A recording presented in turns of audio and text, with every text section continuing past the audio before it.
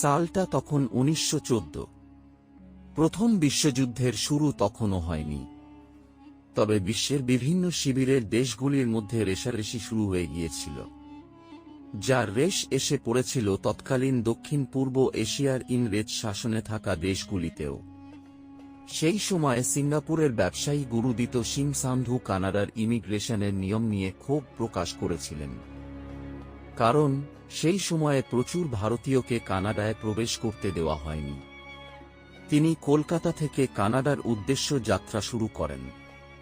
কোমাগাতা মারু নামে একটি জাপানি জাহাজে আনুমানিক ৩৭৬ জন যাত্রীকে নিয়ে যাত্রা শুরু করেন।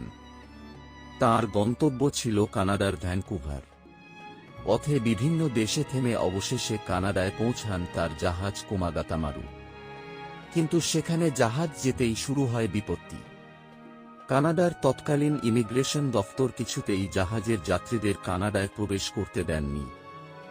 তাদের ইমিগ্রেশন দপ্তরের ধারণা ছিল এই জাহাজে ভারত থেকে পলাতক বেশ কিছু বিপ্লবীও আত্মগোপন করে রয়েছেন। বিষয়টি নিয়ে প্রতিবাদ করেন গুরুদিত সিং সান্ধু। তাঁর সঙ্গে পরে আরও অনেকে প্রতিবাদে যোগ দেন, কিন্তু শেষে কার্যত খালি হাতে ফিরে আসতে হয় তাদের। ফেরার পথে কলকাতা বন্দরে আসে কোমাগাত মারু নামের জাহাজটি, কিন্তু ব্রিটিশ পুলিশ প্রত্যেক যাত্রীকে কড়া নজরে রাখেন, কারণ তাদের আইন ভঙ্গকারী হিসাবে দেখা হয়। সেই সময়ের নিয়ম ছিল ইংরেজদের বিনা অনুমতিতে দেশ ছাড়া দণ্ডনীয় অপরাধ। এমনকি তৎকালীন ভারতীয় রাজনীতির প্রেক্ষাপটে তাদের রাজনৈতিক কর্মী হিসাবেও দেখা হয়।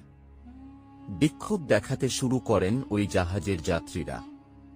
তখন ব্রিটিশ পুলিশের সঙ্গে বজবজে সংঘর্ষ শুরু হয়ে যায় তাদের।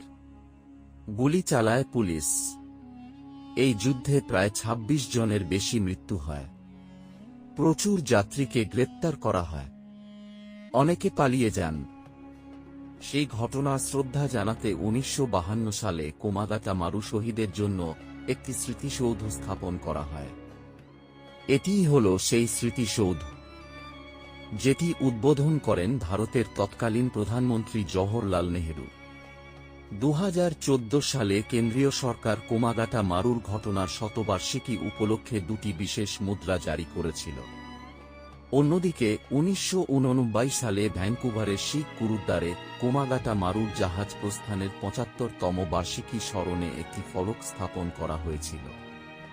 ২০০৮ সালে ব্রিটিশ কলাম্বিয়ার আইনসভা সর্বসম্মতিক্রমে একটি প্রস্তাব পাশ করে বিষয়টি নিয়ে ক্ষমা চায়। ২০০৮ সালের ১৮ মে কানাডার প্রধানমন্ত্রী জাস্টিন ট্রুডো ক্ষমা চান বিষয়টি নিয়ে। ২০১৩ সালে কেন্দ্রীয় সরকার বজবজ স্টেশনের নাম পাল্টে রাখে কোমাগাতা মারু বজবজ। তারপর থেকে এটি এই নামেই রয়েছে। কোমাগাতা মারুর নিহতদের প্রতি সম্মান জানানোর জন্যই এই সিদ্ধান্ত নেওয়া হয়েছিল। ধন্যবাদ। ইতিহাসটি ভালো লাগলে চ্যানেলটি সাবস্ক্রাইব করে পাশে থাকবেন।